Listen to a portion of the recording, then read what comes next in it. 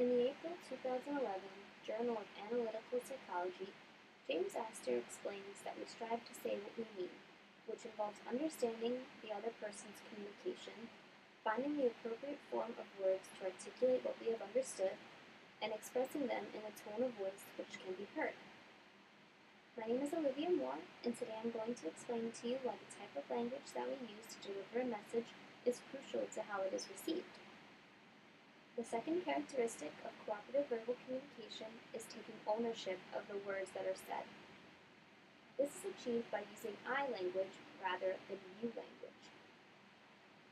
A webpage titled I Statements, published by Dr. Colangelo from Austin Community College, states that I statements consist of a description of how you feel, an indication of the conditions under which you feel that way, and why these conditions caused your emotions. You language is when blame is placed on the other people instead of ownership being taken. This type of language should be avoided. The third characteristic of cooperative verbal communication is making others feel included. In an article by the Associated Press published by NBC News, we achieve this feeling of inclusion by using I and we language. A senior researcher at the University of California, Berkeley, states, and I quote, "We found more we language in older couples and in happier couples." According to authors Rudolph and Kathleen Verderber in the book titled Speak, we language conveys a sense of connection with your listeners and involves them in a communication event. Gender differences have been observed in the use of we language. In an article titled We versus I, The Language of Leadership, author Leah Eichler mentions that Deborah Tannen observed this behavior in her book, Talking from 9 to 5, Women and Men at Work.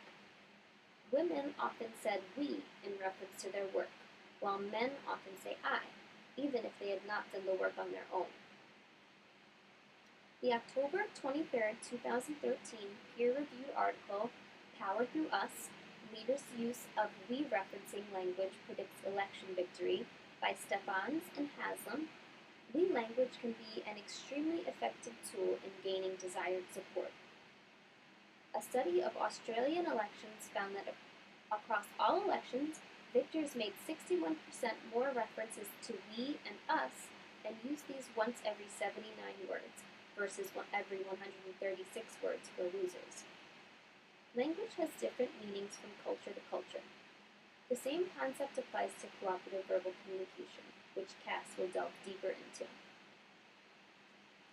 According to Heidi Grant Halverson, a Forbes contributor in her article Too Much Miscommunication at Work, A Simple Fix, people routinely realize how little they are actually communicating. When we are not aware of the extent of our communications or perceptions of our communication, we become much more susceptible to communication barriers. One barrier to communication is communication apprehension, which is fear or anxiety associated with interaction that keeps someone from being able to communicate cooperatively. Unfortunately, social anxieties are very prevalent in the world today. People of all ages fear speaking up in social situations, whether it is fear of saying the wrong thing or caring what others may think of you. In the article Don't Be Shy by Rachel Aviv, published by the New York Times on November 4, 2011, Aviv tells us that Penn State taught a retenance course to students who are going to drop out of school rather than take a required speaking course. In a blog post titled The 7 Barriers of Communication, author Chris Smith says the trick is to have full confidence in what you're saying and your qualifications in saying it. People often pick up on insecurity. By believing in yourself and what you have to say, you will be able to communicate clearly without becoming overly involved in your emotions. Another barrier is defensive communication. Defensiveness is a common communication barrier, which is when an individual gets defensive at a point in the conversation. Anything you say will be interpreted in the listener's own unique way, so it is important to use correct language and the cooperative principle to avoid any miscommunications. Author Nayab, in their article The Defensive Communication Style, states that defensive behavior occurs when the individual faces or perceives a threat from the group. Defensive communication style is the manifestation of such a self-inflicted perception. A third barrier of communication is misunderstanding. Misunderstandings are not avoidable, but if you are thoughtful in your communications and interactions with others, there will be fewer mishaps in your day-to-day conversations. It is important to listen, think before you speak, and not assume.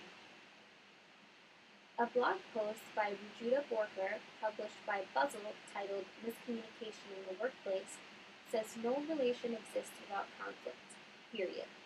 If not major, there are bound to be minor instances of arguments and situations where opinions don't match.